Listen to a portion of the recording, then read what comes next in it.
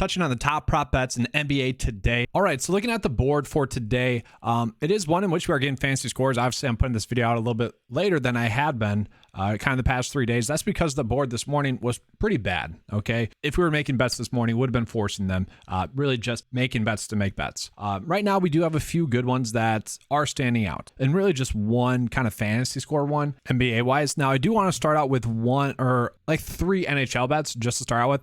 Notice some good numbers on average, so we'll start with those. So I do want to call this out. All 3 of these bets are going to be bets in which, if we look on DraftKings Sportsbooks, and I'll show you guys that as the video goes on, they're all not favored as much. And FanDuel Sportsbook does not have any out just yet. But we're looking at the under here, 2.5 shots on goal. This is favored at minus 150. Now, if we pull it up on DraftKings Sportsbook, we can see they definitely are, more or less not seeing it that way.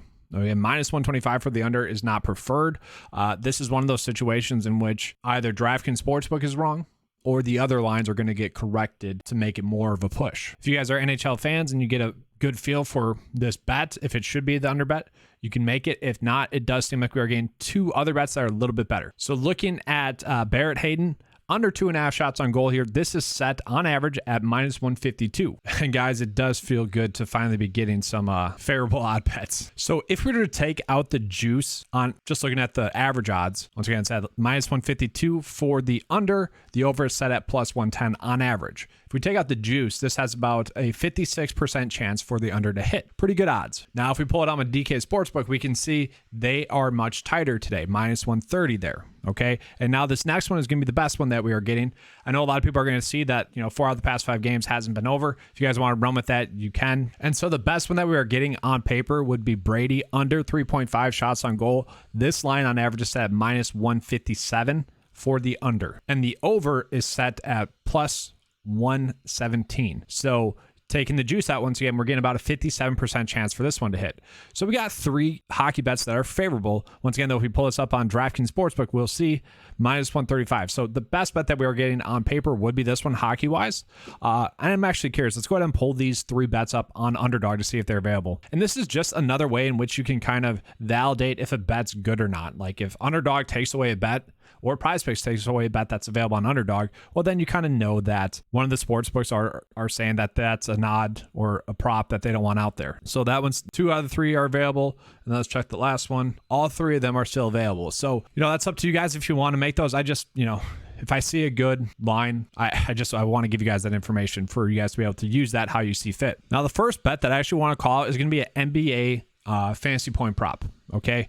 Looking at it right now, just like fantasy point wise, the best one that we are getting on PJ Washington is going to be the over fantasy points here. And I want to call this out. This is going to be on PrizePicks, actually. Underdog has this one currently set at 30.2 if you round up. If we go to PrizePicks, we can see they have this line set at 28.5. Now, we can see, over the past 5 games, he's been over this number 4 times, and it really hasn't been close. Kind of close against New York, but let's go ahead and examine why that was. So the game against New York, he got into foul trouble in the first half. That did kind of carry over into the second half. So his minutes were down from what they typically have been. Okay. If he would have got a couple more minutes, maybe 6, maybe 2, we can easily say that had he not gone to foul trouble, he would have got more minutes. What we can't say is would have been 36 minutes, would have been 32 minutes. The thing with it is, and I've said this basically every video, I kind of want to make him the cover boy, although that'd be 3 out of the past 4 slates he's played in, I made him the cover boy, so we'll see. But looking at with Mason Plumlee, and I've echoed this a bunch, but with Mason Plumlee off the court, obviously Plumlee's with the Clippers now, PJ Washington averages 36 fantasy points per 36. Okay, so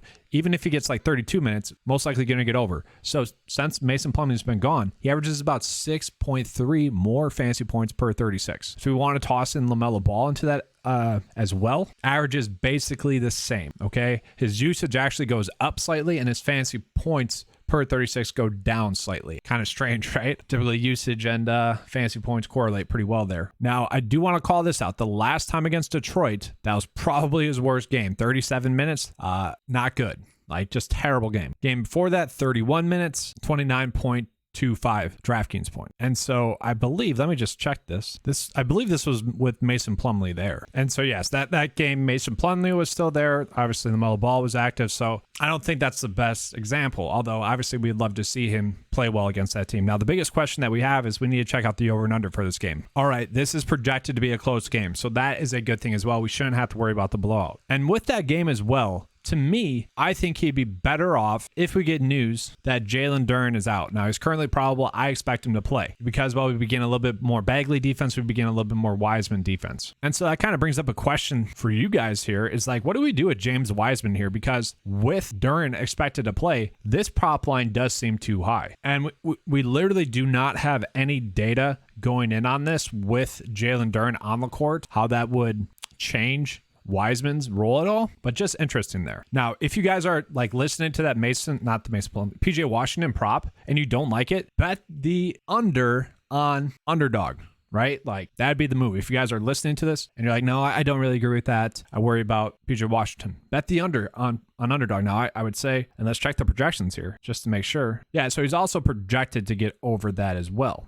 Projected to get 29.94. Not a big edge. Like, once again, we're not getting a bunch of big edges on this slate. They've been pretty sharp with fantasy point props. We can see all the metrics which suggest that to be over as well. But if you guys disagree, you can make that bet on Underdog. That is the best like discrepancy bet that we're getting right now as it sits between Underdog and PrizePicks. So to me, that's probably my favorite bet on PrizePicks as it sits right now. So if you want to use those hockey bets with that, like mix and match it, you can. Obviously, we hope 2 out of the 3 hockey bets hit, as well as the PJ Washington bet hits, and then we're sitting pretty. Now let's just go ahead and check out some other bets that we are getting on the day. We'll start with fantasy points since we already were talking about it. So I mentioned this a bunch, like gotta check the edge that we are getting. And so the best edge bet that we are getting right now is Sengun over 35.5 PrizePicks fantasy. He's projected to get 38.78. And so yes, if we look at the per 36 numbers with Kevin Porter off the court and Kevin Porter's off the court, he should be able to get the over. The interesting thing, and this is the most difficult part about post-trade deadline NBA DFS, is that there is a little bit of a guessing game, educated guessing game. We don't exactly know what teams like this are going to do. They're kind of trying to figure out as well. Now, lately, Sengun has been getting, the minutes. Saw last game against Brooklyn, had 34 minutes, okay? The game prior to that against the Spurs, we went off. It was the Spurs. But would it be surprising to see these minutes randomly go away? I mean, not really. It's kind of like the Thunder. The Thunder are a little bit risky right now just because we don't exactly know what they're going to do with their minutes. We can make educated guesses. We can use the data that's available for projections for, prop minutes or projected minutes. At the end of the day, though, like that is second half of the season NBA DFS, is that it's a little bit more of a guessing game. Now, we can get some like free props like Wagner for the Magic 2 nights ago, but at the same time, some of these have risks. So this is the best bet on paper. I want to make that like clear that this is a good bet on paper, but at the same time, I wouldn't say it's a lock and load just because we're not guaranteeing the minutes. And let's just look at this game as well. It is a game in which could be a blowout. So once again, like to me, that makes me nervous. That's a game that could be a blowout. Like 10 points is a big spread. If it's a blowout, not going to get that run. And if he doesn't get that run, he's not going to get there. Now, if Walker Kessler is out again, I don't mind this for Kelly Olynyk. Otherwise, I'd feel like we're forcing it. Mark Williams is a fantasy point prop that is saying we should bet the over, but I'm probably just staying away from it. I know with the matchup with Detroit's good, but just seems like a bet that we'd be forcing it. No need to make that. And then for what's worth, like Jalen Green isn't a terrible bet for fantasy points. Definitely not one that I would feel like we have to make. PrizePicks line is set at 33.5. He averages 36.8 fantasy points per 36 with Kevin Porter off the court. So once again, kind of feels like we'd be forcing that one as well. And then just looking at the other side of that game, we do have some interesting ones. We see Jaden Ivey and James Wiseman are not actually projected to get that many fantasy points. And now that kind of makes sense for Jaden Ivey. Very much hit or miss.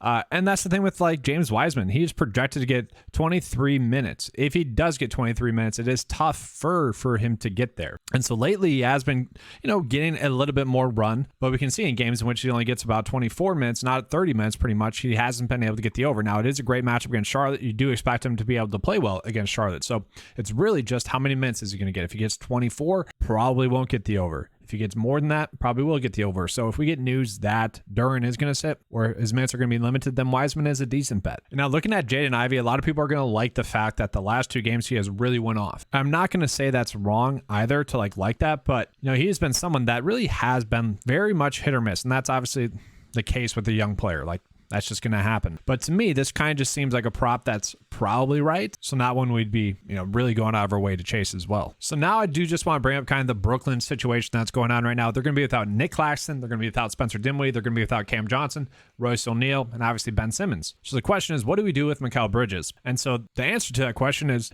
as always, will they be able to keep it close? That's the biggest question that we have. If they do, then yes, he's going to get there because he'll get the minutes. If he doesn't get his final rotation, then obviously probably won't get there. But also, they are pretty banged up as is. Like, it wouldn't be shocking to see him get 36 minutes in a game that's a blowout as well. Heck, we have seen that kind of consistently. Now, it's been the other way in which they were kind of blowing out teams. The last time they played Milwaukee, that wasn't really a blowout. Against New York, a little bit of a blowout, only 30 minutes. So yeah, he can definitely still get there.